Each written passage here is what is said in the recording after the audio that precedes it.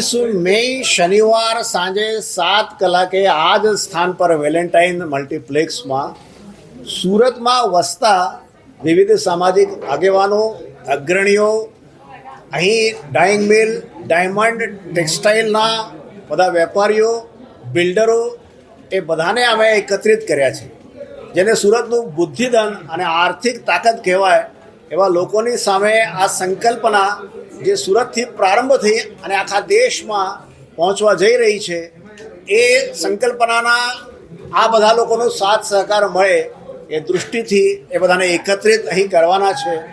અને પછી એના માધ્યમથી જે રાષ્ટ્રીય અધિવેશન સ્ટેચ્યુ ઓફ યુનિટી પાસે છે, એમાં આખા દેશમાંથી લોકો આવવાના છે.